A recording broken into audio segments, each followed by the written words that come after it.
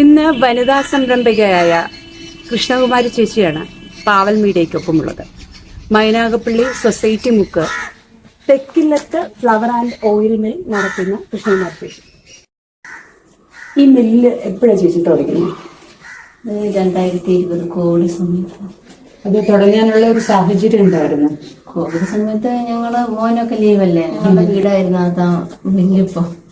അപ്പൊ അത് പൊളിച്ച് 2 പുറവശത്തെ അവൻ പൊളിച്ച സമയത്ത് എല്ലാവരും ചോദിച്ചത് എന്തിനാ പൊളിച്ച് കളയുന്നത്. അപ്പോഴും ഞങ്ങൾക്ക് തോന്നി എന്നാൽ ഇതിലെന്തെങ്കിലും ഒന്ന് തുടങ്ങാമല്ലോ. അങ്ങനെ ഈ മില്ലിലേക്ക് ഞാൻ നോക്കിയപ്പം അടുത്തെങ്ങും ഇല്ല. അങ്ങനെ മോനാണ് പറഞ്ഞത് നമുക്കിത് തുടങ്ങാം. ഇത് തുടങ്ങിയത് ശരിക്കും കിഷോറാണ് തുടങ്ങിയത് അല്ലേ? കിഷോർ തുടങ്ങിയതിന് ശേഷം പിന്നെ ചേച്ചിയാണ് അതിന്റെ കാര്യങ്ങളെല്ലാം നോക്കുന്നത്. സഹായത്തിന് വേറെ ആരെങ്കിലും ഉണ്ടോ? ആദ്യം ഞങ്ങൾ കരുതി ഒരാളിനെ നിർത്താമെന്നായിരുന്നു. അപ്പം അത്രയും അങ്ങോട്ട് നമ്മുടെ ഈ പ്രദേശത്തെ ഇതല്ലേ ഉള്ളു. അപ്പം മോനും കൂടെ സഹായിക്കുമായിരുന്നു. അപ്പം മോളുണ്ടായിരുന്നു. അതിനൊന്നും ഇതുകൊണ്ട് പറ്റുന്നില്ല. അതിനൊന്നും ഈ പൊടിയൊന്നും അങ്ങോട്ട് പറ്റില്ല. കിഷോർ വരുന്ന 6 മണി കഴിയും.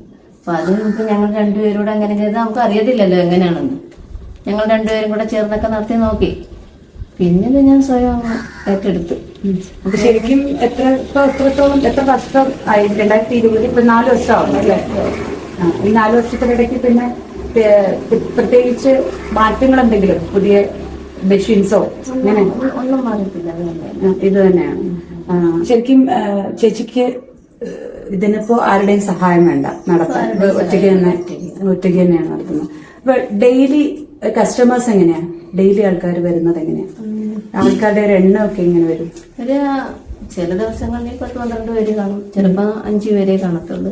ചില ദിവസങ്ങളിൽ ആരും ഇല്ലാത്ത ദിവസങ്ങളിൽ മഴയൊക്കെ ആയി വരുന്ന സമയത്ത് ദിവസം ആരും കാണത്തില്ല. അപ്പൊ ഈ ശരിക്കും പറഞ്ഞു കഴിഞ്ഞാൽ അങ്ങനെ മഴ സമയത്ത് വറുത്ത് പൊടിച്ചു കൊടുക്കുന്ന ഒരു ഏർപ്പാടിനെ പറ്റി ആലോചിക്കാന്ന് വെച്ചാൽ നമ്മുടെ ഈ ചുറ്റുവട്ടമുള്ള ആൾക്കാരിലേ ഉള്ളു. പുറത്തുനിന്ന് അധികം ഇങ്ങോട്ടില്ല. അപ്പൊ ആ വറുത്ത് നമ്മളാ മെഷീനൊക്കെ എടുത്തു വെച്ചാൽ നമുക്കതിന് അത്രയും ഇതിങ്ങോട്ട് നമ്മുടെ ഈ ഗ്രാമപ്രദേശമല്ലേ, ഇവിടെ അത്രയും അങ്ങോട്ട് അല്ല. അതിന് വേണ്ടത്തെ പരസ്യം കൊടുത്ത ആൾക്കാർ പുറത്തുനിന്ന് വരില്ലേ? നമ്മുടെ ഇപ്പൊ മൈനാഗപ്പള്ളി തന്നെ കുറെ ആൾക്കാർ വരുമല്ലോ, വരുന്നുണ്ട്. നമുക്ക് നഷ്ടമൊന്നുമില്ല, കാര്യങ്ങളൊക്കെ സ്മൂത്ത് ആയിട്ട് നടക്കുന്നുണ്ട്. പിന്നെ അപ്പൊ ഈ ഓണം ഉത്സവം ഇങ്ങനെയുള്ള സമയത്തൊക്കെ തിരക്ക് കൂടില്ലേ? തിരക്ക് കൂടുന്ന സമയത്ത് അപ്പൊ എങ്ങനെയാ മാനേജ് ചെയ്യുക? തിരക്ക് കൂടുന്ന സമയത്ത് മോൻ 6 മണി മോനും കൂടെ വരുമായിരുന്നു. അപ്പൊ ഞങ്ങൾ രണ്ടുപേരോടെ പിന്നെ ഇടയ്ക്ക് മോള് വരും. ജനിച്ചു വളർന്ന അപ്പൊ 2 വർഷം കുറെ ആയി, 55 വയസ്സുണ്ട്. അപ്പൊ അല്ല, ഞാൻ ചോദിക്കാൻ കാര്യം ഇപ്പം ഈ അടുത്ത സമയത്താണല്ലോ ചേച്ചി ഇങ്ങനൊരു കാര്യത്തിലേക്ക് വരുന്നത്. അപ്പൊ അതിനു മുന്നേ ചേച്ചിക്ക് എന്തെങ്കിലും സ്വപ്നങ്ങളോ? പ്രത്യേകിച്ച് സ്വപ്നങ്ങളൊന്നും ഇല്ലായിരുന്നു. ഞാൻ വീട്ടിൽ നിന്ന് പുറത്തോട്ട് ഇറങ്ങുന്ന ഒരാളായിരുന്നു. ഇപ്പൊ മില്ല് തുടങ്ങിയതിനു ശേഷം ഒരുപാട് ആൾക്കാരെ കാണുന്നുണ്ട്, സംസാരിക്കാൻ പറ്റുന്നുണ്ട്. ശരിക്കും പറഞ്ഞു കഴിഞ്ഞാൽ എൻഗേജ്ഡ് ആയി അല്ലേ? കുറച്ചും കൂടെ മനുഷ്യന്മാരോട് ഇടപെടാനും ഒക്കെ കഴിയുന്നത് കൊണ്ട് കുറെ ആൾക്കാരെ മീൻസ് നമ്മൾ കാണാത്ത, നമ്മള് വീട്ടിൽ ഇരുന്ന് പുതിയ ആൾക്കാരെ കാണാൻ പറ്റുന്നുണ്ട്. അപ്പോ ശരിക്കും പറഞ്ഞാൽ വളരെ സന്തോഷമായിട്ട് കാര്യങ്ങൾ മുന്നോട്ട് കൊണ്ടുപോകാം. ചേച്ചി കല്യാണം ഇവിടെ തന്നെയാണ്. ചേച്ചിയുടെ ഭർത്താവ്, കുട്ടികള് ഒക്കെ ഒന്നും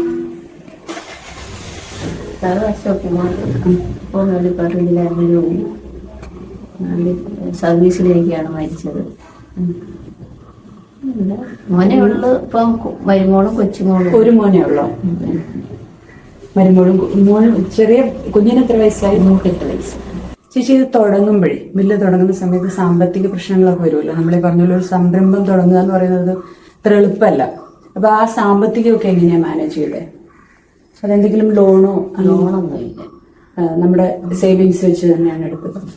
സേവിങ്സ് ഇല്ലായിരുന്നു, പുറത്തുനിന്ന് മാനേജ് ചെയ്യാൻ മാനേജബിൾ ആയിരുന്നു അല്ലേ? ലോൺ എടുക്കാതെ തന്നെ മാനേജ് ചെയ്യാൻ പറ്റി.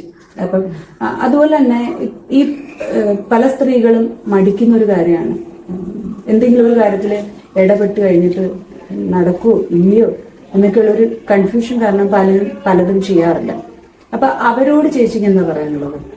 ഒരു സ്ഥാപനം ചേച്ചി നടത്തിക്കൊണ്ടു പോകണം, 4 വർഷമായിട്ട് ചേച്ചി നടത്തിക്കൊണ്ടു പോകണം. ഈ 4 വർഷം കൊണ്ടുള്ള ചേച്ചിയുടെ എക്സ്പീരിയൻസ് എങ്ങനെയാണ്? അവരെങ്ങനെ ഒരാൾക്ക് ഈ മേഖലയിലേക്ക് വരുമ്പോൾ, അല്ലെ വേറെ ഏതെങ്കിലും മേഖലയിലേക്ക് വരുമ്പോൾ എങ്ങനെ കാര്യങ്ങളെ മുന്നോട്ട് കൊണ്ടുപോകാൻ പറ്റും? അത് തീർച്ചയായിട്ടും നമുക്ക് പറ്റും. നമുക്കൊരു ആത്മവിശ്വാസം ഉണ്ടായാൽ മതി, ഇത് ചെയ്യാൻ പറ്റുമെന്നുള്ള. അങ്ങനെയാണ് ഞാൻ നടത്തിക്കൊണ്ടു പോകുന്നത്. ചേച്ചി പിന്നീട് ഇതിനെ കുറച്ചും കൂടെ ഡെവലപ്പ് ചെയ്യാൻ സ്വന്തം നിലയിൽ എന്തെങ്കിലും ശ്രമം നടത്തുവോ മറ്റോ ചെയ്തോ? അതായത് ചേച്ചിക്ക് കുറച്ചും കൂടെ ഇത് വേറൊരാളുടെ ഹെൽപ്പ് ഇല്ലാതെ കുറച്ചും കൂടെ ഇപ്പൊ ലോൺ എടുത്ത് കുറച്ചും കൂടെ പിന്നെ വിപുലപ്പെടുത്തണമെന്നോ അങ്ങനെ എന്തെങ്കിലും അങ്ങനെയൊന്നും ഇതുവരെ ആലോചിക്കില്ല? ഇപ്പൊ ഉള്ള പോലെ ഇതിങ്ങനെ പോട്ടെ എന്നാണ്. ഇപ്പം ഈ മില്ല് കുടുംബം അപ്പൊ ഈ പറഞ്ഞ പോലെ ഒരു സൈഡില് സ്വന്തം വരുമാനത്തിന്റെ ഒരു കാര്യങ്ങളുമായിട്ട് പോവുകയാണ്. അപ്പൊ ഈ ജീവിതത്തിൽ എങ്ങനെയാണ്? ഹാപ്പി ആയിട്ടാണോ പോകുന്നത്? ഹാപ്പിയാണ്. ഇതുവരെയുള്ള ജീവിതത്തിലേക്കൊക്കെ തിരിഞ്ഞു നോക്കുമ്പോൾ സന്തോഷമായിട്ട് സന്തോഷം മുന്നോട്ട് പോകുന്നു.